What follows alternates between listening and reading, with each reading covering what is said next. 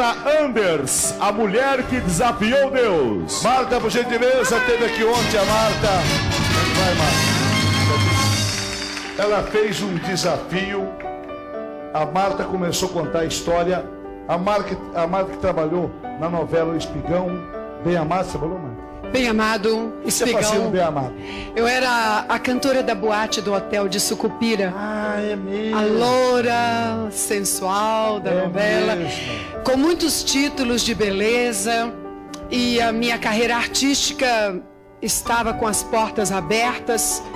Tudo bem, eu ia realizar o meu sonho de infância. Preste atenção na história da Marta, porque ela desafiou Deus. Veja o que aconteceu com ela. E vocês estão olhando para um milagre vivo. Porque era para eu estar morta desde a primeira semana de fevereiro de 1977. Eu te digo, Ratinho, eu conheci a fama, conheci a morte e depois desafiei Deus, se é que ele existia. E a coisa aconteceu assim, resumidamente, porque muitas coisas eu não posso revelar ainda. Eu estava no auge da minha carreira, namorando muito bem quem eu queria, porque já era separada do meu primeiro marido, com um filho pequeno, quando eu fiz a novela O Bem Amado, O Espigão, diversas peças de teatro, destaque de ouro do carnaval, 10 mais do Brasil.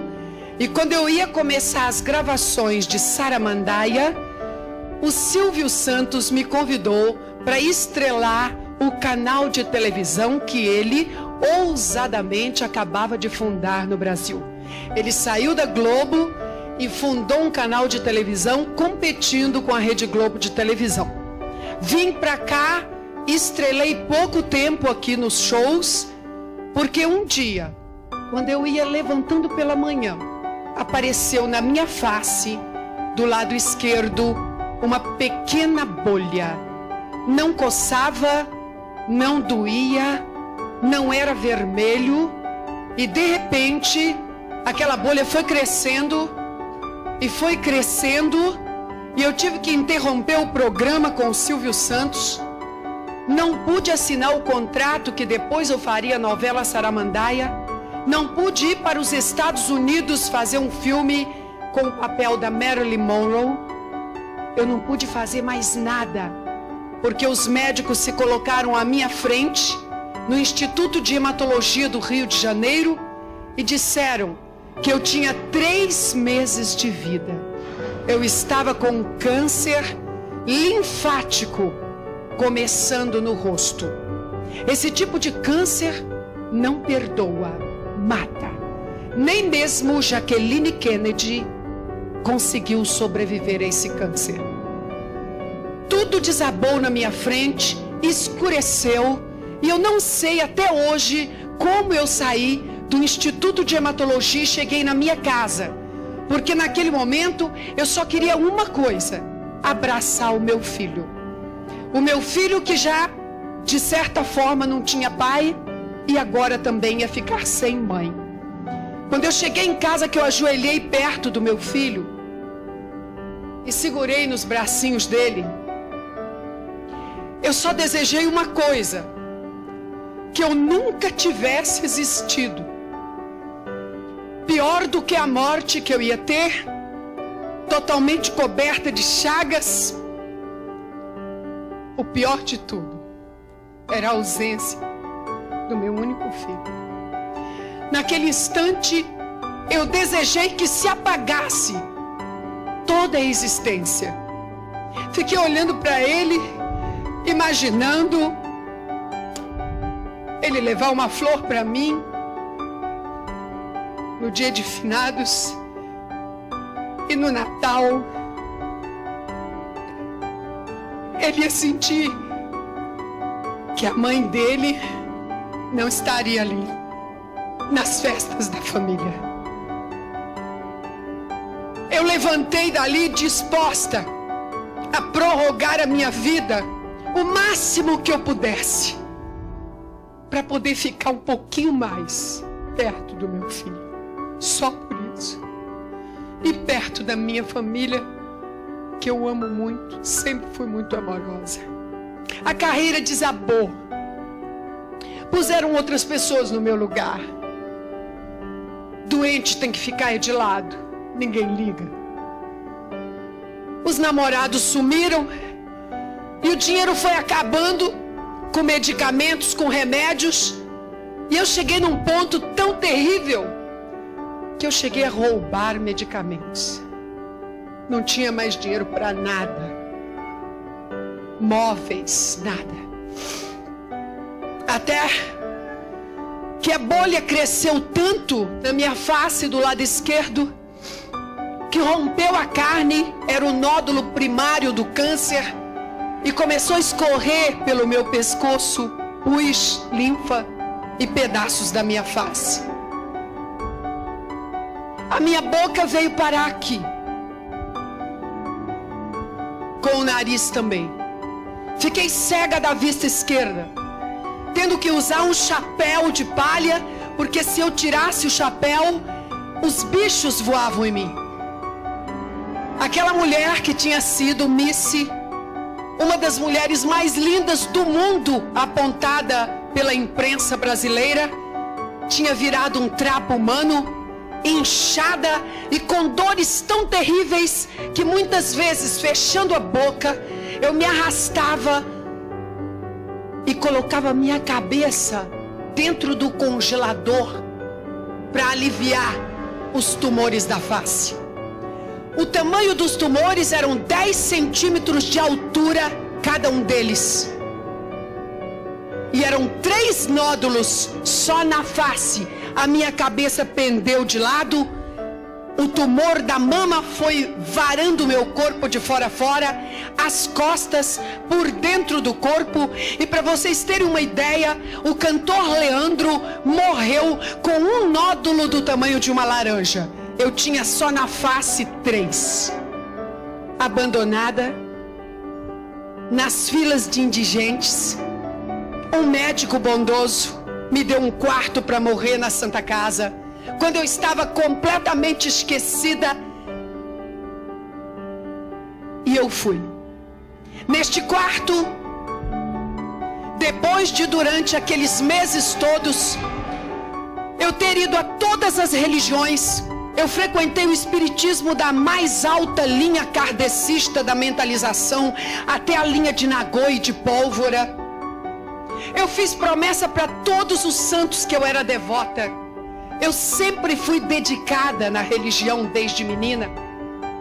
Nada adiantou.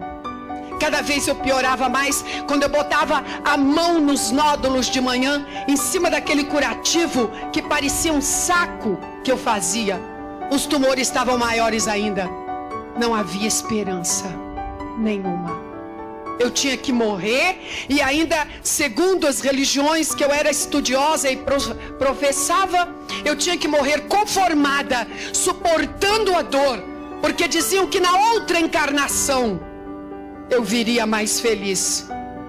E que o meu karma era muito pesado, o meu fardo era desesperador, e que eu me conformasse porque não tinha jeito. Na Santa Casa de Misericórdia, nesse quarto que me deram para morrer, eu já estava em pânico, no maior desespero da minha vida, quando os médicos chegaram para me preparar para no outro dia me entubarem. Chamaram a minha mãe, que sofreu muito com isso. Mandaram ir ao Espírito Santo pegar a família para as despedidas. E foi quando eu resolvi escrever um bilhete de despedida para o meu único filho. E botei assim: querido filho, não venha mais me ver. Eu não sei se vou voltar a te ver algum dia. Mas eu só te peço uma coisa, meu filho. Não esqueça da mamãe. E seja honesto. Eu pedi para ele ser honesto. E não deixei que ele fosse me ver mais. Naquela noite, eu chorei tanto na Santa Casa. Os médicos não tinham mais coragem de olhar para mim. Mas eu chorei tanto, tanto. Porque o câncer mata com toda lucidez. E foi quando eu olhei pela janela do quarto, na véspera de ser entubada, um pedaço de céu entre o muro e a janela. E pela primeira vez eu não ajoelhei diante de uma imagem de santo. E pela primeira vez também eu não estava falando diante de um médium incorporado com um espírito de morto, ou com um guia, um avatar, uma entidade. Pela primeira vez eu olhei aquele céu e disse: Deus não existe. Se Deus existisse, por que eu estaria aqui sofrendo desse jeito? Vai ver que este universo todo é por acaso que existe. E se existe uma mente racional que criou o cosmos, será que ele me ouviria aqui na Santa Casa? Um micro-organismo aqui no planetinha Terra, o terceiro planeta de um sistema solar tão insignificante como o nosso. Mas como é o último fôlego, eu vou morrer. Mas eu vou morrer sabendo se Deus existe ou não. E foi quando eu levantei a mão em direção àquele céu azul e gritei: Deus! Será que existe um Deus me ouvindo? Será que existe um Deus que criou as estrelas? Se existe Deus, eu te desafio. Me cura, Deus! Me cura! Mas tem que ser amanhã, viu? Porque se for depois da manhã, eu não acredito mais. Naquela noite, eu não sei que horas eu dormi, e não sei que horas eu fui impelida a sentar no leito da Santa Casa. E quando eu olhei em frente com este olho, porque este estava coberto com as ataduras que por aqui eu vi a altura dos tumores, 10 centímetros. Quando eu fui impelida, que sentei, que olhei em frente, eu não estava mais na Santa Casa de Misericórdia. E a primeira coisa que eu pensei foi: que sonho lindo. Eu estava viajando pelo universo, pelo meio das estrelas, do Deus que eu desafiei. Foi quando eu pensei: não é possível, isso é um sonho. Eu não tinha dor. A dor do câncer é a coisa mais terrível que existe. Dá vontade de gritar a ponto de explodir. Pois eu não tinha dor alguma. Sentia um bem-estar muito grande. Eu estava dentro de um compartimento sólido de alguma coisa muito grande que estava viajando bem longe da Terra. E alguma coisa me tocou, me traspassou, como uma mão invisível. Terceira, quarta vez eu percebi que alguém estava querendo falar comigo. Foi quando eu disse: Deus, é o Senhor. É o Senhor. Eu te desafiei. Então o Senhor existe. Me tocou de novo. Falei: o Senhor não fala como nós. O Senhor fala por impressões. Então vamos fazer o seguinte, Deus. Eu falo e o Senhor me toca. Me diga uma coisa, Deus.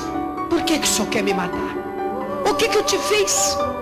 Por que o Senhor fez eu tão linda e destrói?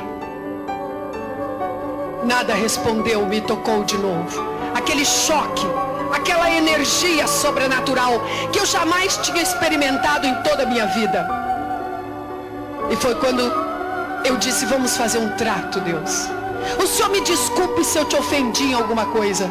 Agora, por favor, Deus, se o Senhor me curar e me devolver lá na terra, eu te prometo que eu vou te defender aonde quer que me chamarem e aonde quer que eu vá.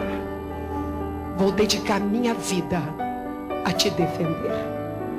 Na mesma hora houve um estrondo, um estalo, eu apareci sentada no leito da Santa Casa, com as pernas ainda balançando, e a enfermeira de plantão veio, abriu a porta, porque o estrondo foi audível em toda a enfermaria 11.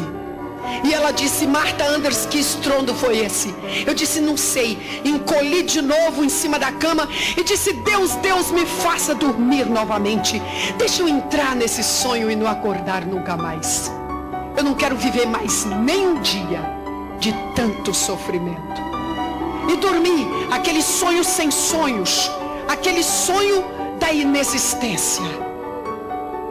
Só que a triste realidade aconteceu logo depois. Eu ouvi o barulho da maçaneta da porta do quarto. Eram os médicos de rotina para me entubarem. E eu pensei: que coisa triste, foi tudo um sonho. Que desespero, vou ter que enfrentar a morte. Sentei, estiquei o braço para que eles colocassem a agulha e eles não me tocaram. Esperei mais um pouquinho para eles amarrarem a borracha, não me tocaram. Quando eu abri este olho, os 4 jovens médicos acadêmicos tinham entrado dentro do quarto, e como eles entraram, ficaram paralisados olhando para mim. Aí eu é que fiquei com medo e vim com a mão na face. O que será que aconteceu? Quando eu vim com a mão, como todas as manhãs, a mão traspassou os 10 centímetros. Tocou no nível da face. Eu tirei a mão, a atadura caiu no meu colo, o nariz e a boca no lugar, e a atadura limpa pela primeira vez em quase 2 anos. Eu olhei a janela aberta da Santa Casa. Os primeiros raios de sol, havia uma espécie de gelatina sobre a minha vista. Eu fiz força a abrir e enxerguei o sol na mesma hora, e todas as chagas haviam desaparecido. Ficou só fundo, a marca lá no fundo, aquele saco aonde aqueles monstros que agora já são considerados alienígenas, haviam sido tirados dali de dentro. E foi quando eu gritei: Deus existe.